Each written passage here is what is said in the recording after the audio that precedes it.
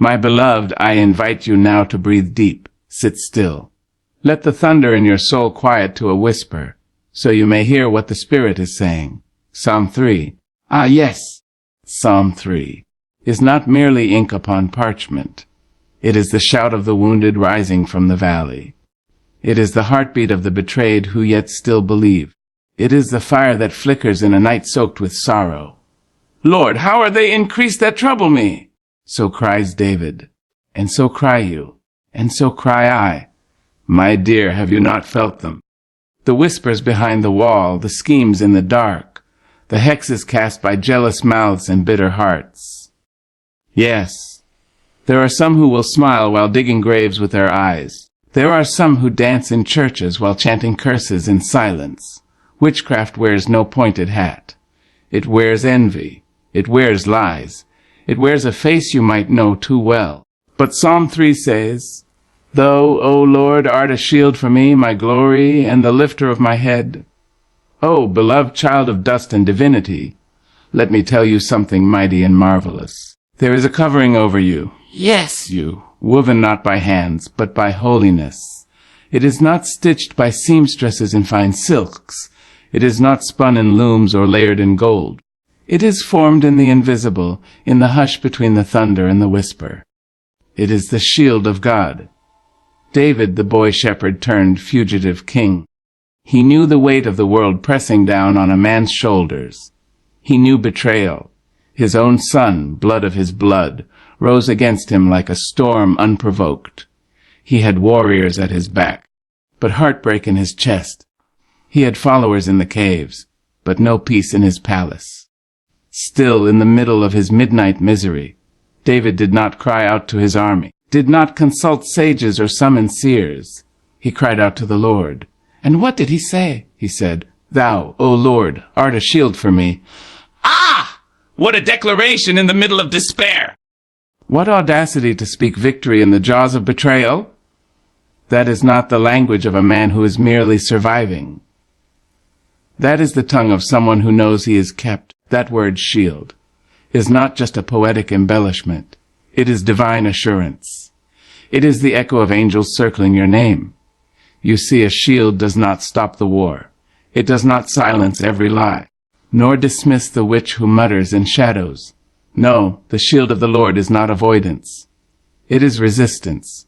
It means that while evil may form weapons, they shall not prosper.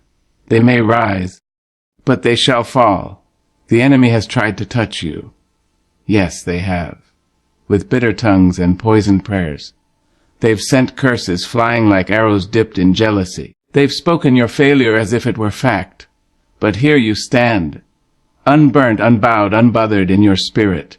Why? Because God's shield is not made of brass or bronze. It is made of glory. It is made of fire that consumes the plans of wickedness. It is fashioned from the breath of the Almighty, who blows away every demonic whisper like smoke from a dying candle. Now listen to me. Child, this protection, this divine covering, it is not passive. No, it is intentional. God does not throw his shield on you by accident. He places it upon you because you are his. And when you belong to him, you are not a victim of your environment. You are a vessel of his endurance. Don't you know there were some who plotted and planned, but couldn't touch you because the shield stood tall? There were curses chanted in midnight's breath that broke before they reached your doorstep. Why? Because the Lord had stationed angels at every corner of your dwelling. There was a hedge they couldn't climb. There was a bloodline they couldn't cross. There was a promise they couldn't pierce. Let me say it plainly, you are protected not because of your power, not because of your prayers, not because of your perfection. You are protected because of his presence. Because when God places his hand on you, the devil must back up and back down. This world will not be kind, and evil doesn't knock before it barges in. But you are not left exposed. You are not vulnerable to every wind that blows and every spell that's spoken. When God calls you his beloved, he wraps you in a shield no eye can see but every demon can feel. And what of the witches? What of the warlocks and their whispered curses? Let them gather. Let them murmur. Let them chant in their secret covens. The fire they kindle will burn their own hands. The pits they dig will swallow their own feet. Because no weapon formed against you shall prosper. Not one! Because your God is not distant. He is present. He is watching. He is warring. He is shielding. Even now, while you read these words, there are schemes being scattered. There are assignments being cancelled. There are forces backing away and trembling, because you are shielded by the I Am. The God who split the Red Sea has split every plan of darkness aimed at your peace. The God who silenced lions in Daniel's den has silenced every accuser sent to slander your name. You've made it through things others didn't survive. You've walked through shadows with your head still high. You've wept and still worshipped. You've broken but kept believing. That, my dear, is the evidence of the shield. You weren't lucky. You were covered. You weren't just resilient. You were preserved. So now, let your back be straight and your voice be strong. Let your spirit declare what your eyes may not yet see. Say with boldness, like David before you, Thou, O Lord, art a shield for me. Say it in the face of every lingering fear. Say it when sleep won't come. Say it when enemies seem louder than your faith. Say it until the heavens echo it back in thunder and mercy. Because there is no curse strong enough to unseat what God has sealed. There is no witch wise enough to outwit the one who made wisdom itself. There is no evil dark enough to hide from the light that shines from the face of your Father. You are shielded. You are guarded. You are held. And no devil in hell can breach the walls God has built around your destiny. Walk forward, beloved, not in fear, not in trembling, but in knowing you are protected by glory. And you are still standing because God Himself stood for you. There comes a time, beloved, when the weight on your heart grows so heavy you think you might break beneath it. There comes a night when the shadows on your bedroom walls seem to whisper every fear you've tucked beneath your pillow. And in that moment, when your throat is tight and your eyes are dry though your soul is thirsty for relief, there is but one thing left to do: cry out. Cry out not to your neighbor, not to your kin, not to the ones who only see the surface of your wounds, but to the Lord, who knows the marrow of your bones and the beat of your trembling heart. You see, David was a man hunted. He was a man who had tasted the sweetness of palace walls, but found himself wandering in caves, hiding in the clefts of rock from the murderous wrath of his own son. His bed was the cold ground. His lullaby was the threat of betrayal. His nights were laced with the rustle of enemy steps creeping near. But when he lifted his voice, he did not cry to man. He did not curse the darkness. He did not complain to the stars. He called upon the name that had called him first. He said, I cried unto the Lord with my voice, and He heard me out of His holy hill. Ah! The power of a cry. Don't you know, child, there is something holy in the sound of your suffering lifted to heaven. Don't you know that your moan is a melody to the ears of the Almighty?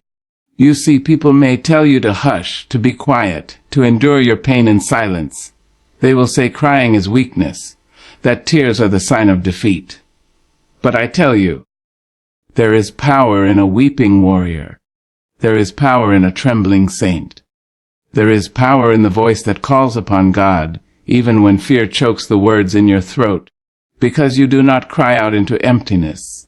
You do not cry into the void. No, your cry is caught by the hands that spun the stars into place.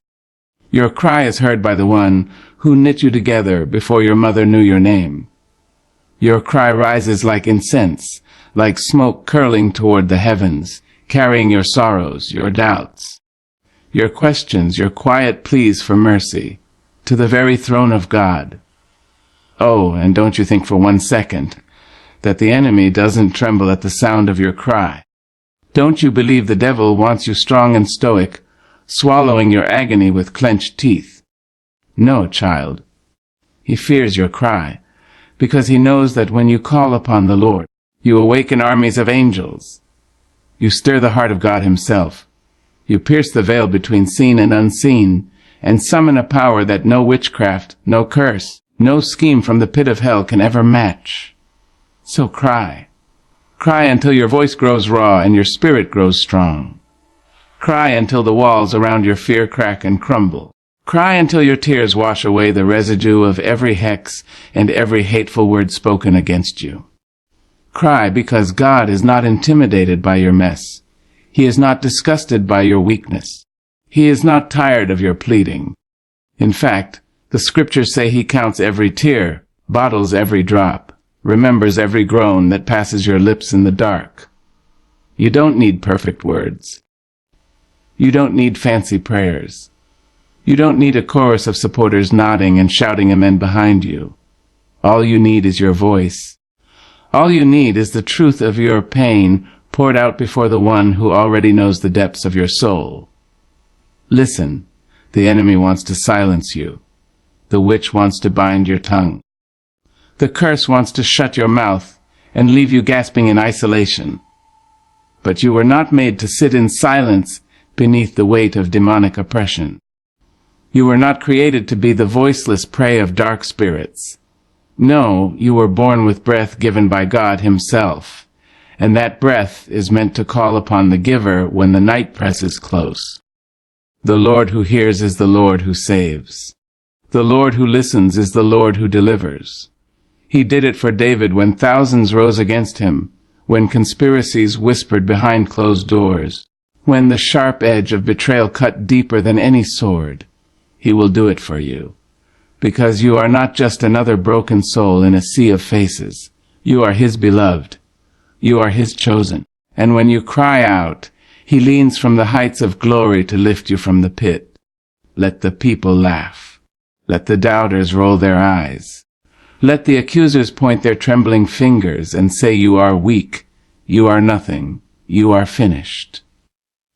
But they do not know the one who hears your voice in the night. They do not see the legions he sends at the sound of your sob. They do not understand that your cry is the beginning of your deliverance, the spark that sets hell's plans ablaze and sends every curse scattering like roaches from holy light. So cry, beloved. Cry in your kitchen, with soap suds on your hands. Cry in your car, when the world seems to spin beyond your reach. Cry in the corner of your bedroom, when sleep will not come. Cry in the quiet recess of your heart, when there are no words left and only the pulse of your anguish remains.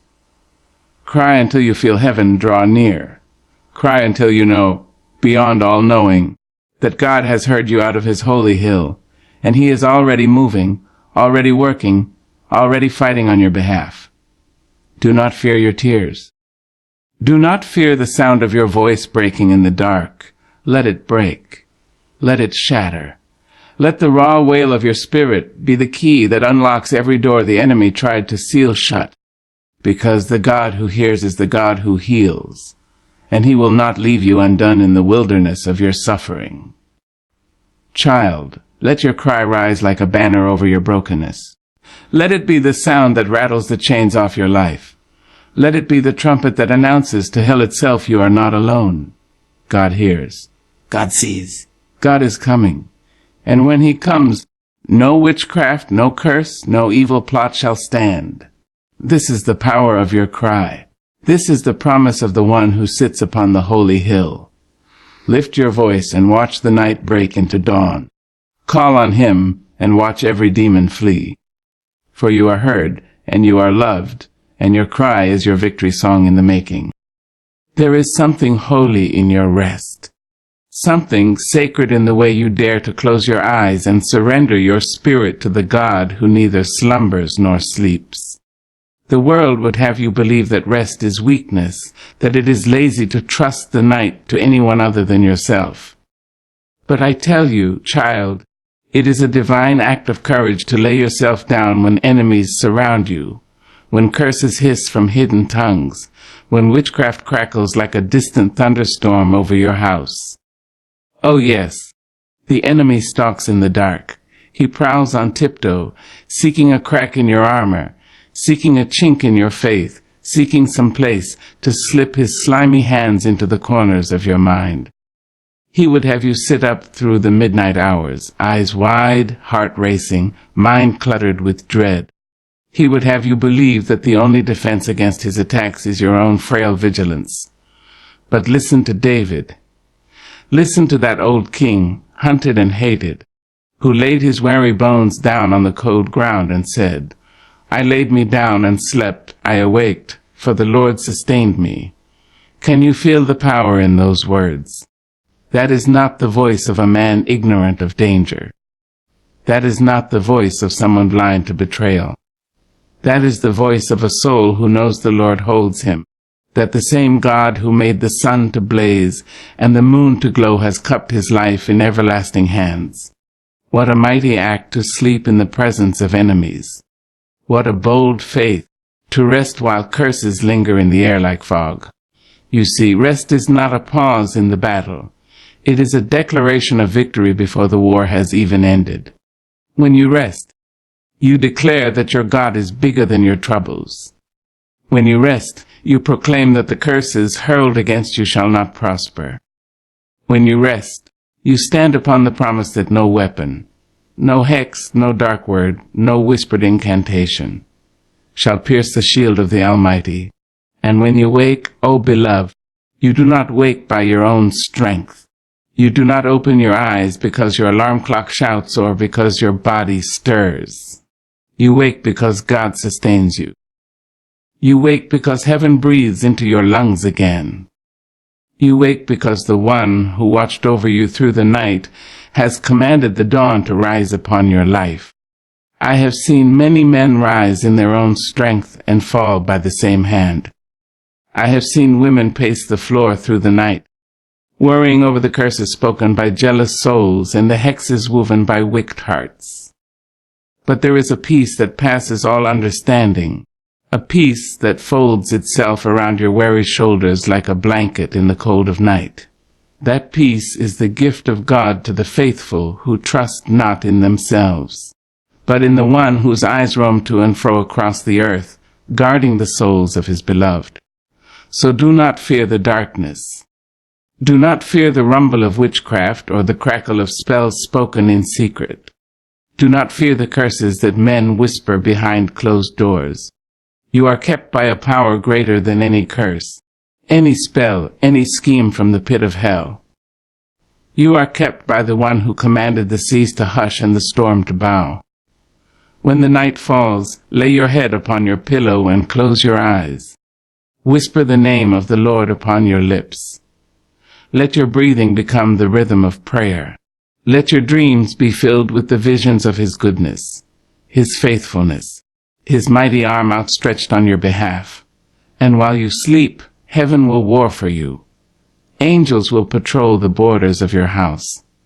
The blood of Jesus will cover the thresholds and doorposts, turning back every evil thing that seeks to cross into your dwelling. While you sleep, curses will break like glass dropped from the heights. Spells will unravel like old rope in a fire. Plans will scatter like ashes in the wind. Because you belong to him. Because he is your shield, your glory, and the lifter of your head. Because he has called you by name and said, this one is mine. Also sleep, beloved. Sleep in faith. Sleep with courage. Sleep knowing that your rest is a testimony to the world and to the devil himself that your God reigns. That your God is strong, that your God never slumbers nor sleeps. And when morning comes, rise with joy. Rise with the sure knowing that you have been kept by the Holy One of Israel. Rise with gratitude, your spirit singing praise before your feet touch the floor, because you are sustained not by your own strength, but by the mighty hand of the Lord. Let your rest be worship. Let your sleep be trust. Let your waking be a declaration that though evil gathers, it cannot pierce the peace that passes all understanding. The peace that is rooted not in your circumstances, but in your Savior. For the Lord sustained you. For the Lord held back the night. For the Lord breathed upon your weary soul and said, Live. Oh, child, there is power in your rest. It is not the slumber of the hopeless or the sleep of the careless. It is the rest of the righteous, the hush of the beloved, the breathing of the blessed. It is the sign to heaven and hell alike that you belong to a God who cannot be defeated, a God whose light breaks every curse, and whose word shatters every chain. Sleep and do not fear. Rest and do not worry. For he who kept you through the night will keep you through the day, and he who woke you in the morning will carry you into your victory. You are sustained, you are guarded, you are watched over by the Almighty himself. And that, beloved, is why you can lay your head down and sleep in perfect peace. Even while the enemy rages in the night, let them rage, let them conjure, let them plot. Your God will rise up, and they will scatter like shadows fleeing the dawn. Rest well, child of God. The battle belongs not to you but to the Lord, and he never fails. There is a time, child, when you must make up your mind to stand, not to shrink, not to cower, not to hide behind fragile walls built from fear and uncertainty. There comes a time when you must plant your feet upon the ground God made and declare with trembling voice and steady spiriting, I will not be afraid. David said it best. When the night was thick and the enemy's breath lay hot upon his neck, he said, I will not be afraid of 10,000s of people that have set themselves against me round about. Now hear me, that was not the boast of a man with chariots waiting at his door. That was not the roar of an arrogant king surrounded by a mighty army. No, this was the whisper of a hunted soul, a father betrayed, a leader abandoned by those who once sang his praises. 10,000s, David said. Not one, not 10, but 10,000s all around him. Yet he stood unshaken, his voice steady, his heart held by invisible hands. What kind of man says such a thing? What kind of faith stares into the mouth of hell and refuses to tremble? The kind of faith built on the knowing that God is not a distant deity, but an ever-present help in times of trouble. Fear is a beast that stalks the corridors of the mind. It slithers through cracks in the soul, whispering of disaster, conjuring shadows where none exist. Fear wants you paralyzed, wants you silenced, wants you hidden beneath blankets of doubt and dread. But God, he is not intimidated by the size of your opposition. He does not count the number of enemies before deciding if he will deliver you.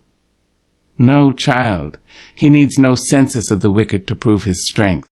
He needs no roll call of the hateful before he lifts you up and sets your feet upon a rock. When the enemy gathers, do not be fooled.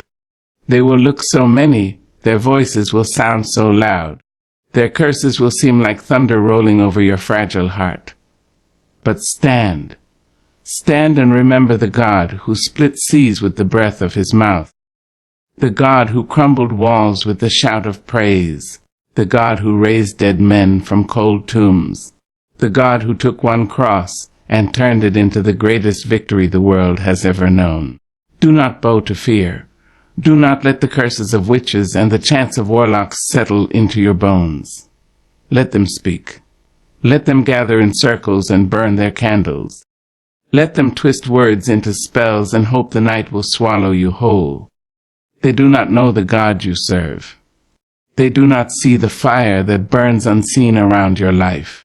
They do not hear the rumble of angelic feet marching at the edges of your dwelling. David was surrounded, but he was not afraid. You too are surrounded. By trouble, by hate, by the envy of those who cannot stand to see you blessed. But you are also surrounded by something greater. Surrounded by grace. Surrounded by power.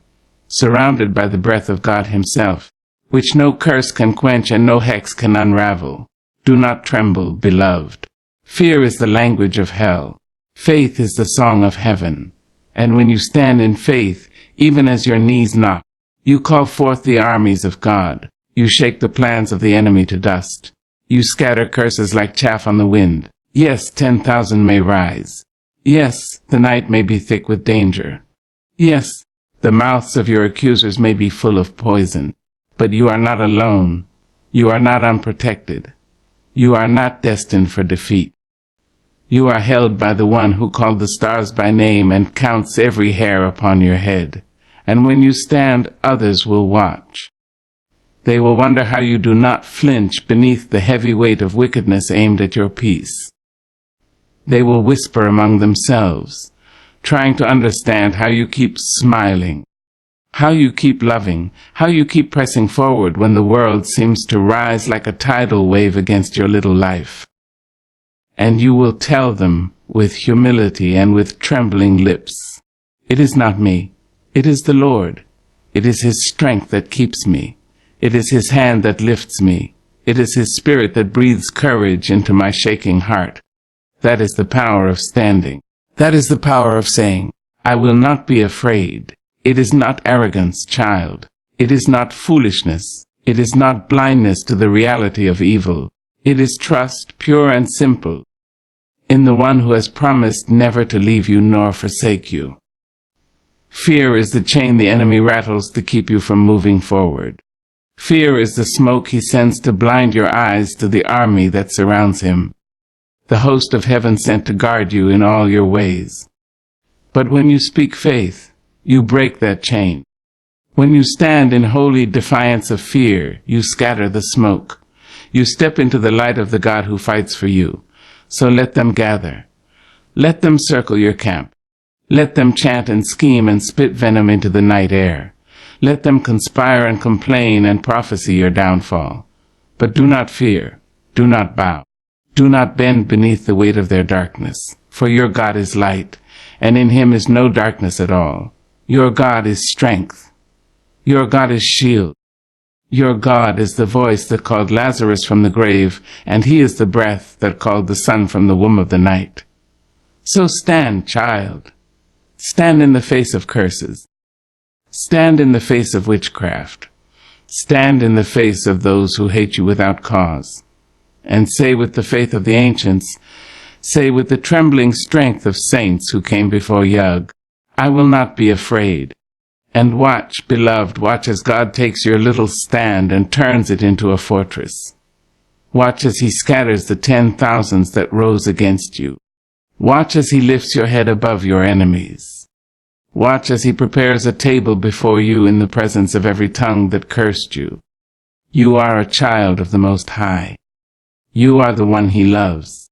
And you need not fear the 10,000s, the 10 million, the 10 billion who would rise against you. For God plus you is always the majority. Stand, beloved, stand, and do not be afraid.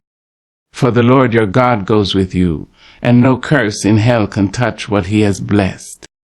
There is a cry that rises from the dust, a cry that shakes the gates of heaven and rattles the foundations of hell itself. It is the cry of salvation. The declaration that though the night was long and the battle fierce, the victory belongs to the Lord. Psalm 3 ends not with a question, not with a quiver of doubt, but with the roar of a soul convinced of its deliverance. Salvation belongeth unto the Lord, thy blessing is upon thy people. Oh, my dear, there is something holy in knowing where your help comes from. Something unshakable in recognizing that your rescue does not lie in the strength of your arm, the cleverness of your tongue, or the size of your army. David did not look to his scattered followers, did not count his dwindling resources, did not put his hope in what he could gather with trembling hands. No. He lifted his eyes higher, past the horizon of trouble, past the mountain of enemies, past the thick smoke of curses and dark spells. He lifted his gaze to the one enthroned forever, the one whose word breaks every chain and whose breath shatters every curse. Salvation is not the work of man. It is not the song of the proud. It is the gift of God, woven into the fabric of your existence before your first cry filled the air. Before you were born, He was the God who saves. Before your enemies rose against you, He had already written deliverance into the story of your life. Child, there are curses spoken in secret rooms. There are witches who twist their tongues to bind your blessing. There are dark hands that write your downfall into the night. But hear me now, their words hold no power against the word of God. Their curses are as dust blown from the palm of the Almighty. Their spells crack and crumble like brittle clay beneath the rushing river of His mercy, because salvation belongs to the Lord, not to the priest, not to the prophet, not to the pastor, not to the king upon his throne or the warrior with sword in hand. It belongs to the one who formed you in the hidden place, who knit light and darkness together and called them both good. That is why you must not place your hope in the fragile arms of flesh. Man will fail you, even the best of them. Man will grow tired, even the strongest of them. Man will forget, will falter, will break beneath the pressure of battle. But God, He does not tire, He does not slumber, He does not faint beneath the weight of your sorrow. Nor does He turn His face away when the night grows cold and the witch whispers louder than your own prayers. Child, let me tell you something plain: your enemies will gather. They will grow bold. They will boast. They will lift their voices like thunder and rattle their spears of lies and jealousy. But their voices shall fade. Their curses shall boomerang back upon their own heads. Because your salvation does not come from your own defense, but from the defender who never loses a war. There is no witchcraft strong enough to pluck you from His hand. There is no spell dark enough to blot out the light of His promise. There is no curse potent enough to drown the river of His blessing that flows upon your life. Salvation is not simply rescue. Child, it is restoration. It is the lifting of your bowed head. It is the cleansing of your soul from the poison of curses spoken in secret. It is the healing of your wounded spirit. The mending of the torn places the world thought would leave you ragged forever. When God saves, He does not merely pull you from the pit and leave you trembling at its edge. He places your feet upon a rock. He dresses you in strength. He crowns you with glory. He anoints your head with oil until your cup runs over. He prepares a table before you in the presence of your enemies, not behind closed doors, not hidden in the shadows, but right there in the glaring light of day, so that every accuser, every witch, every lying tongue must watch as He lifts you up and pours blessing upon your life. Because that is the nature of God. He does not do half deliverances. He does not offer partial victories. He does not leave any curse hanging, waiting to strike you again. He cuts it at the root. He breaks every chain, not just the ones you see, but the ones wrapped in unseen places.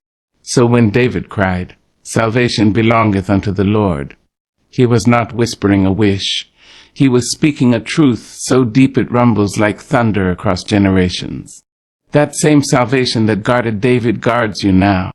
That same blessing that rested upon David rests upon you. You may not feel it yet, you may not see the victory. But, beloved, let me tell you what I know: blessings do not depend on your sight. They do not wait for your permission. When God has decreed a blessing over your life, no devil in hell, no witch in midnight's hour, no enemy with daggers in hand can stop it from coming to pass. So hold your head high, though your heart is weary. Speak blessing over yourself. Stand in the center of your storm and declare that salvation belongs to the Lord. Say it until the wind changes direction. Say it until the curses break and the night gives way to dawn. Say it until your spirit knows it deeper than it knows